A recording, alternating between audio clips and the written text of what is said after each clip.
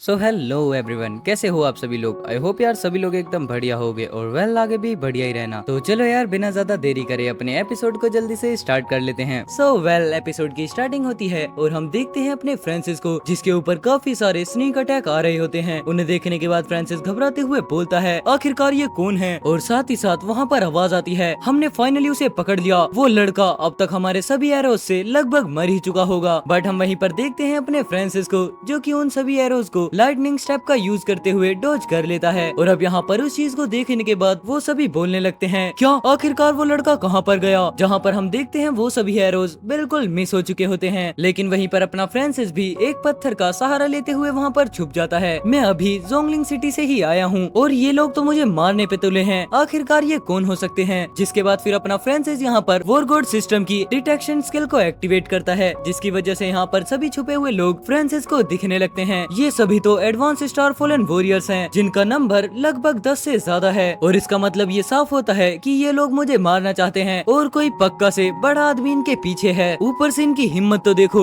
सबके सामने पार्क में ही मेरे पीछे आ गए। चलो फिर ठीक है, अगर ऐसी ही बात है तो मुझे भी इन सब की चिंता नहीं है। और इतना बोलते हुए यहाँ पर अपना फ्रांसिस सोर्ड को बाहर निकालने लगता है। अब मैं तुम सबका इस्तेमाल अपने नए सोर्ड के टेस्ट के लिए करने वाला हूँ। और फिर जिसके बाद यहाँ पर सोर्ड के ऊपर से कपड़ा भी धीरे धीरे हटने लगता है और तभी एक काफी ज्यादा पावरफुल स्लैश जंगल की तरफ आ जाता है, जहाँ पर हम देखते हैं फ्रांसिस को, जो कि उन सभी हंटर्स के बिल्कुल ऊपर आ चुका होता है। लेकिन अब तक काफी ज्यादा देर हो जाती है। फ्रांसिस यहाँ पर अपने सिंगल हिट के अंदर ही 3 हंटर्स को मार देता है। बट यहाँ पर उन हंटर्स में से कोई चिल्लाते हुए बोल देता है ये यहाँ पर है। लेकिन देखते ही देखते यहाँ पर सभी हंटर्स की गर्दन धीरे धीरे कटने लगती है, जहाँ पर अपना फ्रांसिस भी लाइटनिंग स्टेप का यूज करते हुए बिना दया दिखाए सभी हंटर्स को मारने लगता है। ये सोर्ड तो सच में ए रैंक के मिस्टिक वेपन है और इसकी खास बात तेज होना नहीं है, बाकी ये टारगेट को भी काफी ज्यादा क्विकली एलिमिनेट कर देती है, बल्कि मुझे तो कुछ भी करने की जरूरत नहीं पड़ती। और फिर तभी अपना सीन शिफ्ट होता है, जहाँ पर हम देखते हैं नायान के ब्रदर और साथ में उस हंटर को। जिसके बाद हंटर बोलता है यू ट्रैश, अब तुम यहाँ पर जंगल से बाहर आने के बारे में नहीं सोचोगे। लेकिन तभी यहाँ पर एक आवाज आती है तुम सभी जंगल के अंदर कर क्या रहे थे, और उसको एक एक करके मारने क्यों दे रहे हो, वहाँ से बाहर निकलो। और फिर तभी हम देखते हैं यहाँ पर अंदर जंगल का सीन, जहाँ पर बाकी सारे छुपे हुए हंटर्स भी बाहर निकलने लगते हैं। हाँ जल्दी से बाहर निकलो और ट्रीज में छुपना बंद करो। जहाँ पर फिर फाइनली हम देखते हैं नायान के ब्रदर और उस हंटर को, जो कि ये दोनों भी यहाँ पर पहुँच जाते हैं। और उन्हें देखने के बाद फ्रांसिस समझ जाता है आखिरकार ये किसका काम है। जिसके बाद नायान का ब्रदर बोलता है छोटे, अब तुम यहाँ से बिल्कुल भी एस्केप नहीं कर पाओगे। लेकिन इनको देखने के बाद यहाँ पर फ्रांसिस कुछ ज्यादा खास रिएक्शन नहीं देता। हाँ मैं तो बस ये सोच रहा था कि आखिरकार मेरे पीछे कौन पड़ा था, तो ये तुम हो एडवांस ब्लैकस्मिथ ज़ू शिन, और एक वो वीआईपी मेहमान जिसे तुम आज दोपहर वॉरगोड फैमिली से मिलवा रहे थे। खैर देखो तो सही, मेरे जैसे एक इनोसेंट को मारने के लिए जोंगलिंग सिटी के अंदर इतने सारे स्टार फॉलन वॉरियर्स को भेजा गया है। ब्लैकस्मिथ ज़ू क्लैन और वॉरगोड क्लैन दोनों के दोनों ही अपनी अच्छी खासी पावर यहाँ पर दिखा रहे हो। लेकिन यहाँ पर फ्रांसिस की ये बातें सुनने के बाद नायान का ब्रदर शिन बोलता है ओहो तुम एक इनोसेंट, तुम जैसे बास्टर्ड की हिम्मत भी कैसे हुई खुद को इनोसेंट कहने की। तुम जोंगलिंग के ट्रेड सेंटर में आए और हमारे सारे प्लान्स को बेकार कर दिया। बट अब तो देखो तुम यहाँ पर ये क्लेम कर रहे हो कि तुम इनोसेंट हो, बल्कि नहीं, यहाँ पर तो तुम सिर्फ अपनी डेथ डिजर्व करते हो। और तभी हम देखते हैं फिर यहाँ पर वीआईपी पर्सन को, जो कि हाथ को आगे करते हुए बोलता है तुम्हें अपने सेंस का यूज करना चाहिए और जो वो ए रैंक का मोस्टर वेपन तुमने पकड़ा हुआ है वो हमें दे देना चाहिए। खैर अगर तुम ऐसा करते हो तो मैं तुम्हारे ऊपर काफी ज्यादा हमदर्दी बरतूंगा और तुम्हारी बॉडी को बिल्कुल कंप्लीट रहने दूंगा। जितना सुनने के बाद अपना फ्रांसिस थोड़े कोल्ड लुक में बोलता है अच्छा तो तुम मेरी बॉडी को कंप्लीट रहने दोगे। मैंने सोचा था कि वॉरगोड के लोग काफी ज्यादा काबिल होंगे और हमारे जैसे लोग तो स्टार फॉलन वॉरियर्स से काफी कुछ सीख लेंगे, लेकिन अब तो ऐसा लगता है कि तुम सब बस एक कचरे का ढेर हो, जो कि अपनी इज्जत और रुतबे का इस्तेमाल करके दूसरे लोगों की चीजों को छीनते हो,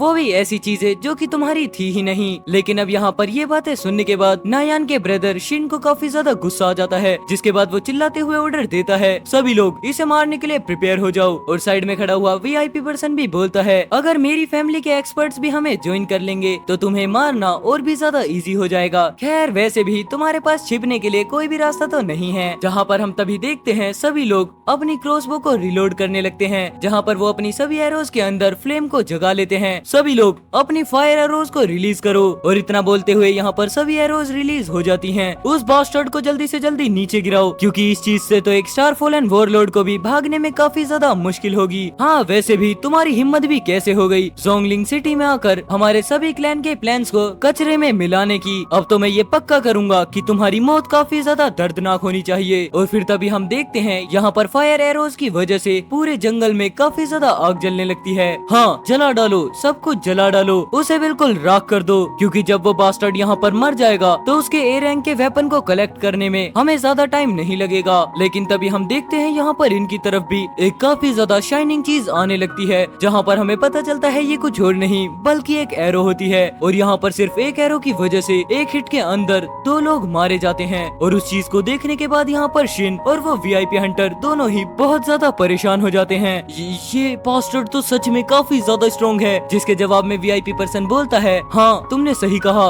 शायद से हमने इसे अंडर एस्टिमेट कर दिया। और वहीं पर हम देखते हैं अपने फ्रांसिस को, जो कि उसी आग के बीच में खड़े होता है। क्या तुम लोग मुझे मारना चाहते हो और मेरे इस मिस्टिक वेपन को लेना चाहते हो? चलो फिर ठीक है, तो तुम्हें मेरे हाथों मरने के लिए तैयार हो जाना चाहिए। जहाँ पर ये सभी बातें सुनने के बाद वीआईपी हंटर बहुत ज्यादा गुस्से में आ जाता है। इस बास्टर्ड पर अटैक करो और इसके छोटे छोटे टुकड़े मेरे पास लेकर आओ। जितना सुनने के बाद तभी हम देखते हैं यहाँ पर 3 एक और हंटर्स आ जाते हैं, जिन्होंने काफी ज्यादा हाई अपग्रेडेड सूट्स पहन रखे होते हैं। यंग मास्टर चेन, हम बस आपको बचाने के लिए हैं। जितना सुनने के बाद यहाँ पर वीआईपी पर्सन गुस्से में बोलता है, क्या तुम लोग मुझे प्रोटेक्ट कर रहे हो? तो बताओ क्या मैं तुम्हें यहाँ पर सेफ लग रहा हूँ? उस बास्टर्ड ने मुझे लगभग अभी के अभी मार ही डाला था और तुम लोग उस पर अटैक करने के बदले यहाँ पर खड़े होकर वेट कर रहे हो। जितना सुनने के बाद यहाँ पर तीनों हंटर्स आपस में एक दूसरे को देखने लगते हैं, जिसके बाद फिर वो तुरंत ही फ्रांसिस की तरफ आगे बढ़ने लगते हैं। हम लोगों ने टारगेट को फाइंड कर लिया है, चलो चलते हैं, हमारे हंटर को मारने का टाइम आ चुका है। और इतना बोलते हुए यहाँ पर वो हंटर्स अपने एक चैन वेपन्स को आगे की तरफ थ्रो कर देते हैं। लगता है ऐसी आग भी मुझे नुकसान नहीं पहुंचा पाएगी, क्योंकि एक इंटरमीडिएट स्टार फॉलन वॉरलॉर्ड बनने के बाद मुझे इससे ज्यादा गर्मी महसूस नहीं हो रही है। लेकिन मेरे कपड़े वो आग से नहीं बचने वाले हैं, और वैसे भी ऐसे ट्रैश से लड़ने के लिए मुझे अपनी पूरी स्ट्रेंथ का यूज करने की भी जरूरत नहीं है। लेकिन तभी हम देखते हैं फाइनली वो चैन वेपन्स यहाँ पर पहुँच जाते हैं, जिन्हें देखने के बाद यहाँ पर फ्रांसिस उसे डॉज करते हुए बोलता है ये तो, बट यहाँ पर वेपन्स आगे की तरफ बढ़ जाते हैं, जिसके बाद फाइनली फ्रांसिस भी उन्हें डॉज कर लेता है। ये वेपन तो, लेकिन फिर से वापस बात आधी अधूरी रह जाती है और वेपन्स पीछे जाने लगते हैं। ये तो चेन ग्वांस रैम्पेज हैं, जो कि बिल्कुल सरपेंट्स की तरह अटैक करते हैं। और हम साथ ही साथ देखते हैं उन वेपन्स को, जिनके अंदर से 2 सरपेंट्स का ऑरा रिलीज हो रहा होता है। मैंने ये तो एक्सपेक्ट नहीं किया था, बल्कि मैं तो ये सोचता था कि मैं जोंगलिंग सिटी में रहकर धीरे धीरे इन लोगों को ढूंढ लूंगा। जहाँ पर इस वेपन का पैटर्न देखने के बाद फ्रांसिस को उस फ्लूट वाले पर्सन की याद आ जाती है। मुझे तो विश्वास भी नहीं हो रहा, तुम लोग खुद से ही मरने के लिए सामने थाली में परोसे हुए आ गए हो। बट वहीं पर हम देखते हैं उस हंटर को, जो कि इन चेन वेपन को स्पिन कर रहा होता है। तुम तो एक चूहे की तरह हो जो अपने शिकारी से भागने की कोशिश कर रहा है। खैर छोड़ो, और अब यहाँ पर मारे जाओ। और इतना बोलते हुए यहाँ पर वो हंटर फ्रांसिस के पीछे की तरफ से भी अटैक कर देता है। और दिखने में तो ऐसा लगता है फ्रांसिस ने उस वेपन को अभी तक नोटिस नहीं किया हो। जहाँ पर इसी अटैक के साथ एक एपिसोड खत्म हो जाता है। अब बढ़ते हैं नेक्स्ट वाले एपिसोड की तरफ को। नेक्स्ट एपिसोड की स्टार्टिंग होती है और हम देखते हैं फ्रांसिस को, जो कि उन वेपन्स की तरफ पीछे को मुड़ जाता है। लेकिन साथ ही साथ वहाँ पर आवाज आती है, अब तुम्हारे पास छिपने की कोई भी जगह नहीं है, अब तो तुम फंसे, चलो अब मारे जाओ। लेकिन इस आवाज को सुनने के बाद फ्रांसिस बोलता है, चलो फाइनली तुमने एक मूव तो चला। मैंने ये बिलीव नहीं किया था कि तुम मुझे एंकलिंग करके मुझ पर अटैक करके हर्ट करने की कोशिश करोगे। जितना सुनने के बाद यहाँ पर वो हंटर चेन को पकड़ते हुए बोलता है, ये बास्टर्ड है कौन? आखिरकार ये कैसा प्रेशर है जो कि मैं फील कर रहा हूँ? ये बिल्कुल भी किसी नो वॉइस वॉरलॉर्ड के ओरा जैसा तो नहीं लग रहा। और हम देखते हैं फ्रांसिस को, जो कि अपने इंटेंस ओरा को धीरे धीरे रिलीज करने लगता है। क्या ये एक इंटरमीडिएट वॉरलॉर्ड है? ये बच्चा तो सच में इतनी ज्यादा यंग एज में एक इंटरमीडिएट वॉरलॉर्ड बन चुका है। जहाँ पर ये सब कुछ देखने के बाद हंटर पीछे भागते हुए बोलता है, जल्दी पीछे हटो, हमें यहाँ से भागना होगा। यंग मास्टर चेन, आपको भी यहाँ से भागना होगा। ये बच्चा तो, लेकिन इस बात को कंप्लीट होने से पहले ही यहाँ पर 2 हंटर्स मिलकर वापस से फ्रांसिस पर अटैक कर देते हैं। लेकिन इस बार फ्रांसिस बिना कोई मौका छोड़े अपनी लाइटनिंग स्टेप का यूज करते हुए जल्दी से नीचे की तरफ आ जाता है। अच्छा, तो फाइनली तुमने ये रियलाइज कर लिया कि यहाँ पर कुछ न कुछ गलत है। लेकिन तुम्हें नहीं लगता कि अब इन सब चीजों के लिए थोड़ी ज्यादा देर हो चुकी है? मैं अब तुम लोगों के ब्लड का यूज अपनी सोर्ड की प्यास बुझाने के लिए करने वाला हूँ। और इतना बोलने के साथ यहाँ पर फ्रांसिस उनकी चेन्स को बीच से तोड़ देता है।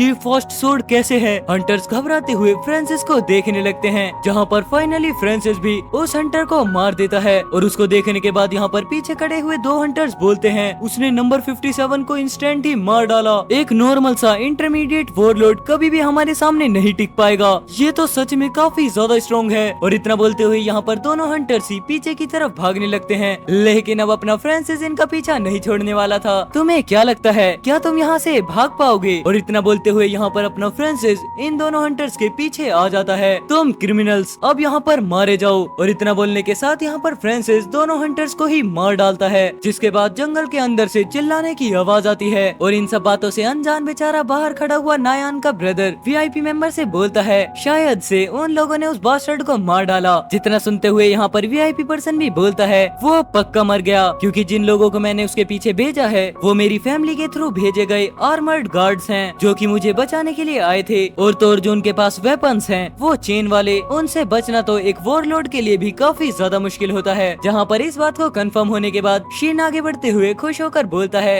यंग मास्टर चेन, सच में आप वॉर गॉड क्लैन के वारिस हैं, क्योंकि आपके पास तो इतने ज्यादा स्ट्रॉन्ग आर्मर्ड गार्ड्स हैं जो कि हमेशा आपको प्रोटेक्ट करते हैं। अब यहाँ पर अपनी तारीफ सुनने के बाद वीआईपी पर्सन बोलता है ये तो कुछ भी नहीं है, अगर एक बार वो ए रैंक का मिस्टिक वेपन मेरे हाथ लग जाता है तो मैं उसे अपने दादाजी को दे दूंगा, जिसकी वजह से फिर मेरा जो स्टेटस है वो और भी ज्यादा बढ़ जाएगा। जब तो मैं सच में जोंग फैमिली के वारिस में से एक बन जाऊंगा। और उसके बाद जू नायान भी मेरे मैरिज के ऑफर को बिल्कुल भी नहीं ठुकरा पाएगी। और अब तो यहाँ पर नायान को मुझे उस बास्टर्ड के सामने इतना ज्यादा बेइज्जत करने के लिए उस चीज का तो 100 गुना चुकाना ही होगा। लेकिन तभी हम देखते हैं यहाँ पर जंगल के बीच से वही चेन वाला वेपन निकल कर बाहर आता है, जिसके बाद सही टाइम रहते हुए यहाँ पर शीन और वो वीआईपी हंटर दोनों ही उसे डॉज कर लेते हैं। लेकिन यहाँ पर फिर भी बेचारा एक हंटर मारा जाता है। वो चेन गन क्या ये उन आर्मर गार्ड्स की नहीं थी? लेकिन तभी हम देखते हैं फायर के बीच से एक पर्सन को, जो कि काफी ज्यादा इविल लुक में बाहर की तरफ आ रहा होता है, जिसके एक हाथ में होती है सोर्ड और दूसरे हाथ में होती है चेन गन। मुझे माफ करना,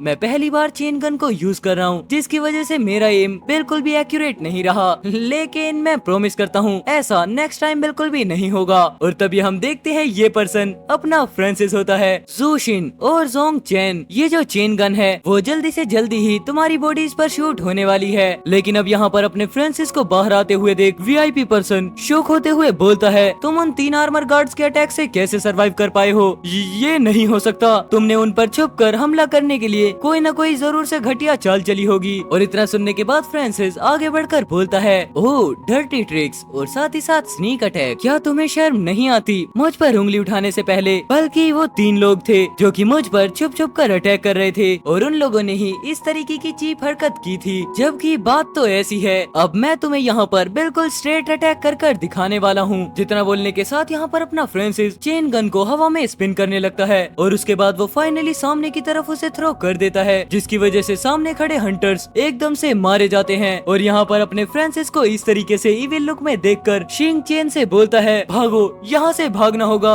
लेकिन यहाँ पर भागने से पहले ही उन दोनों के पैर में वो चेन गन आकर लग जाती है। मेरे पैर। और साथ ही साथ शिन बोलता है मेरे पैर की हड्डी लगभग टूट चुकी है। लेकिन फिर वापस से फ्रांसिस आगे बढ़कर बोलता है ये है कंप्लीट एनिहिलेशन। बट यहाँ पर अपने फ्रांसिस को आगे बढ़ते हुए देख शिन घबराते हुए बोलता है ये यंग मैन, ये तो एक मॉन्स्टर है। और हम देखते हैं अपने फ्रांसिस को, जिसके बाहर से एक इंटेंस ऑरा रिलीज हो रहा होता है। लेकिन तभी अपना फ्रांसिस इन लोगों के सामने आकर खड़े होते हुए बोलता है तुम इतने सारे लोगों को अपने साथ लाए और फिर भी किसी एक तरीके के इंसान ने इन सभी का सफाया कर दिया। क्या जू फैमिली सिर्फ एक ब्लैक स्मिथ का क्लैन है? और जो ये जोंग फैमिली है क्या वो सच में वॉर गॉड क्लैन है? पक्का से तुम लोग नकली हो, है ना? लेकिन तभी हम देखते हैं यहाँ पर शिन और चेन को, जो कि अपने घुटनों पर बैठते हुए बोलते हैं सर गलती हमारी थी, हम आपको पहचान नहीं पाए कि आप कितने बड़े आदमी हो, प्लीज हम लोगों को माफ कर दो। हाँ ये सही बोल रहा है, मैं वादा करता हूँ कि मैं आपके खिलाफ गलती से भी कुछ भी नहीं करूँगा और तो और मैं इन सब चीजों के लिए खुद से भरपाई भी करूँगा। लेकिन तभी हम देखते हैं यहाँ पर अचानक से नायान के ब्रदर के सर पर एक काफी ज्यादा पावरफुल अटैक हो जाता है, जिसकी वजह से वो तुरंत ही मारा जाता है। तुम्हें क्या लगता है क्या मैं तुम लोगों की माफी मांग लूंगा? लेकिन खैर जब तक तुम्हारी बात है जोंग फैमिली। अब यहाँ पर शिन की ऐसी हालत को देखकर चेन काफी ज्यादा बड़े सदमे में आ जाता है। सर मैं कसम खाता हूँ कि मैं अपना वादा निभाऊंगा,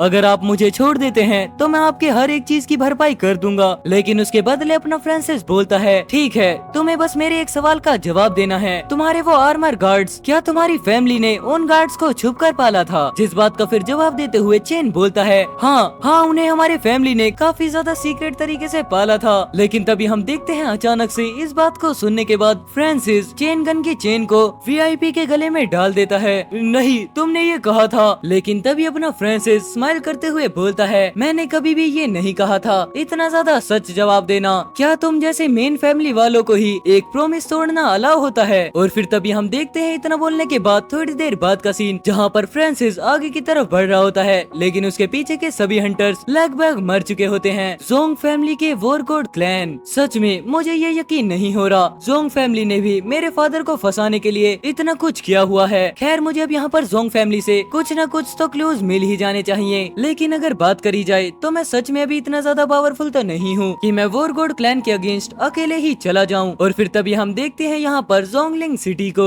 मुझे सबसे पहले मर्सनरी एसोसिएशन के इलाइट ट्रेनिंग कैंप में जाना चाहिए और उसके अंदर जाकर अपनी स्ट्रेंथ को इंक्रीज करना चाहिए। और एंड वेल, इसी बात के साथ यहाँ पर ये वाला एपिसोड खत्म हो जाता है। आई होप आपने एपिसोड को एंजॉय किया होगा। अगर एपिसोड को एंजॉय किया है तो प्लीज वीडियो को लाइक कर देना, चैनल पर नए हो तो चैनल को सब्सक्राइब कर देना। चलो, मैं मिलता हूँ आपसे कल एक और नए एपिसोड के साथ। तब तक के लिए टेक केयर, गुड बाय एंड जय श्री राम सभी भाइयों को।